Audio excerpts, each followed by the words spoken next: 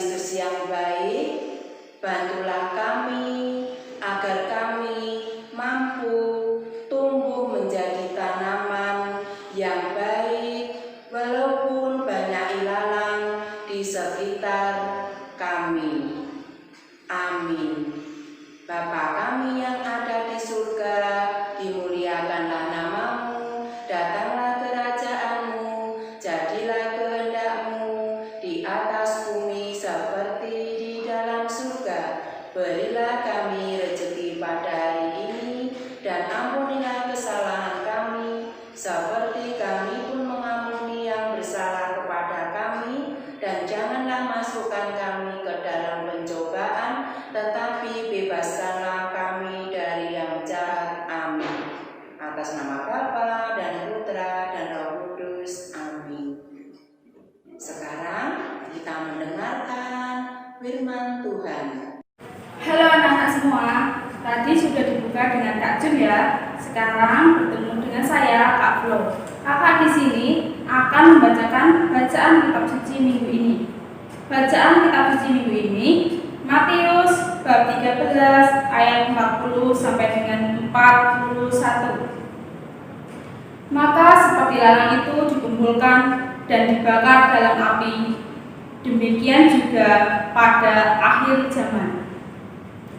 Anak manusia akan menyuruh malaikat-malaikatnya, dan mereka akan mengumpulkan segala sesuatu yang menyesatkan dan semua orang yang melakukan kejahatan dari dalam kerajaannya. Demikianlah sabda Tuhan. Syukur kepada Allah. Untuk pendalaman materi hari ini, kira-kira apakah kalian pernah menanam di kebun? Pasti kalian pernah ya menanam tumbuhan di kebun, bunga atau apa. Jika pernah, kalian pasti tahu bahwa salah satu musuh terbesar adalah lalang. Apa itu lalang? Ada yang tahu? Ya, lalang itu adalah rumput yang liar. Lalang akan merusak dan menghabiskan kesuburan tanah, sehingga menghambat tumbuhan yang baik. Apa yang kalian lakukan kira-kira kalau tumbuhan kalian dirusak oleh lalang? Ya, kalian dapat membersihkannya dengan memakai cangkul untuk mendongkel dan mencabut lalang itu. Tapi sebagian mungkin dari tanaman yang baik juga ikut dicabut. Mungkin ada cara lain, coba apa yuk? Ya, cara lain untuk mematikan lalang adalah menggunakan obat pembasmi lalang. Obat itu betul-betul dapat membasmi lalang. Masalahnya, sewaktu tanaman itu sama-sama masih kecil, sulit dibedakan mana lalang dan mana tumbuhan kita. Jadi, sedangkan obat itu membunuh semua tanaman yang kena semprot, kita juga tidak bisa membedakan mana tumbuhan kita, mana yang ilalang. Jadi kita harus sabar membiarkan lalang itu sampai saat musim panen tiba. Dengan jelas kita bisa membedakan dan lalu bisa memisahkan mana lalang dan mana tanaman yang baik. Ada perumpamaan. Sekarang kakak bacakan. Suatu ketika Yesus memperbandingkan gerejanya dengan kebun yang dipenuhi lalang. Di gereja kita memang ada orang yang tidak sungguh-sungguh mau menjadi anggota gereja. Mereka melakukan hal-hal yang tidak menyenangkan dan tidak percaya dengan ajaran Injil. Mereka kadang-kadang mengucapkan kata-kata penuh kebencian terhadap anggota gereja lainnya dan berusaha menyakiti mereka. Mereka laksana lalang di kebun. kita harus berhati-hati jika ingin menyingkirkan orang-orang seperti itu. Dalam pengajarannya, Yesus mengatakan bahwa kita tidak usah mengkhawatirkan malam yang tumbuh di sekitar kita. Jika kita khawatir, kita mungkin malah akan melakukan lebih banyak kesalahan dari kebajikan.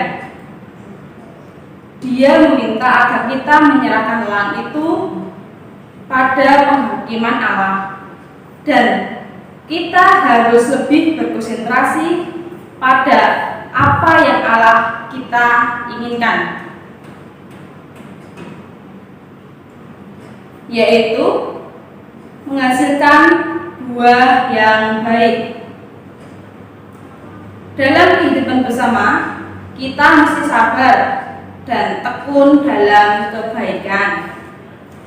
Jadi, yang dapat kita renungkan hari ini, kapanpun kalian melihat dan berpikir bahwa orang itu seharusnya tidak berada di gereja, sebelum kalian mengambil cangkul atau obat pembasmi lalang, kalian harus ingat baik-baik nasihat Yesus itu. Serahkan semuanya kepada Allah. Jika kalian ingin berusaha menyelesaikan semuanya sendiri, kita akan berbuat lebih banyak kesalahan daripada kebajikan. Selanjutnya, kita akan melakukan aktivitas. Aktivitas kita akan dipimpin oleh Kak Chandra. Halo adik-adik, salam semua, salam damai semua di rumah, sehat selalu ya.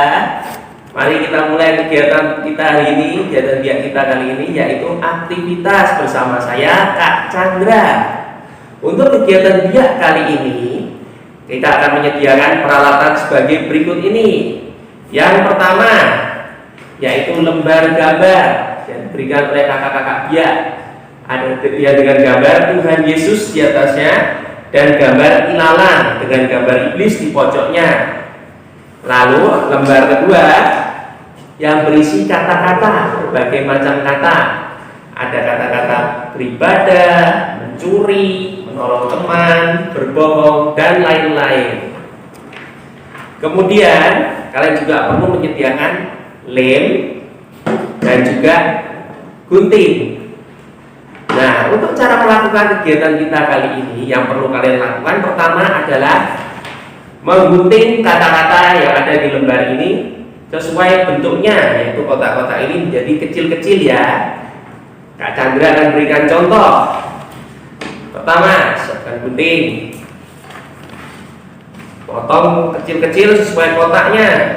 Jangan sampai kalian memotong kata-katanya.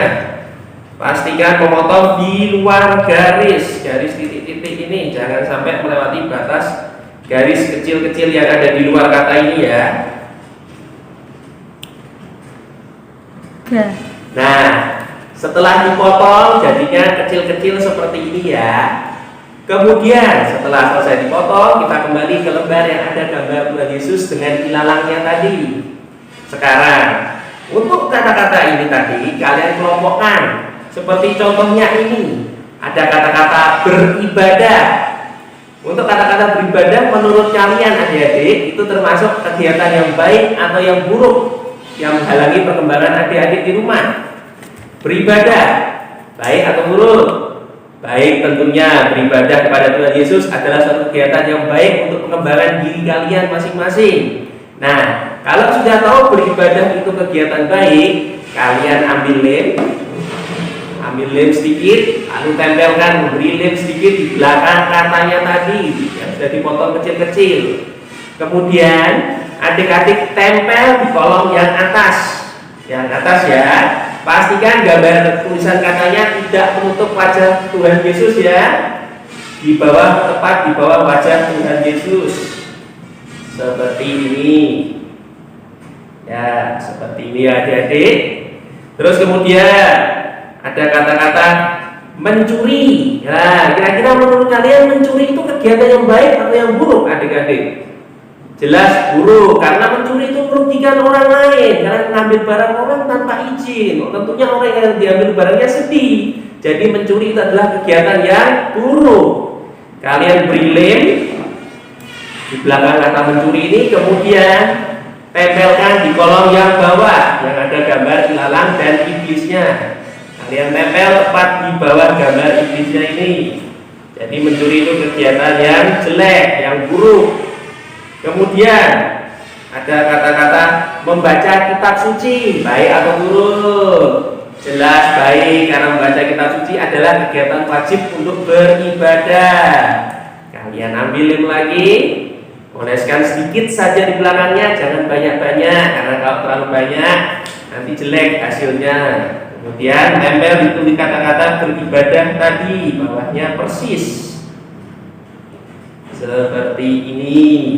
Terus ada kata-kata berantem. Berantem baik apa enggak? Jelas tidak, karena menyakiti diri sendiri dan orang lain. Jangan sampai suka berantem ya. Kalian beri lem sedikit di belakang, terus tempelkan di bawah kata-kata mencuri tadi.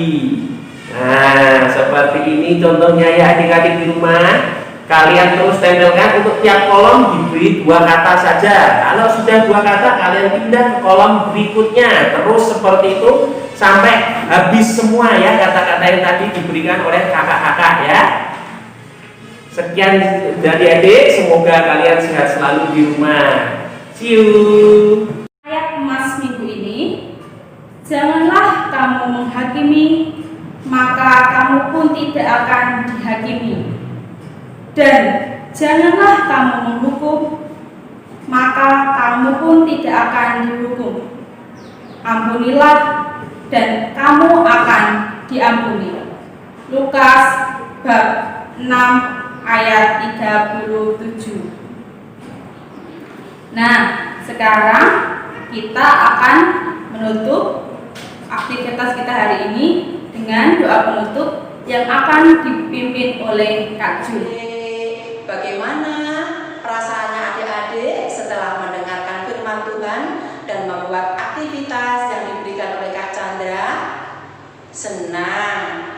Nah adik-adik, karena kita mau selesai bina iman, sebelum kita menyanyi, kita tutup dulu dengan berdoa penutup. Yuk kita sikap berdoa yang baik. Jari jempol, jari telunjuk, jari tengah yang panjang, jari manis pakai cincin, jari kelingking ku sayang. Ku berhitung 1, 2, 3, 4 dan 5. Lipat tangan, tutup mata, mari kita berdoa. Atas nama Bapa dan Putra dan Roh Kudus, amin. Bapa, bantulah kami untuk saling mengasihi dan menyerahkan penghakiman ke dalam tangan-Mu, amin. Kemuliaan kepada Bapa dan Putra dan Roh Kudus, seperti pada permulaan, sekarang, selalu, dan sepanjang segala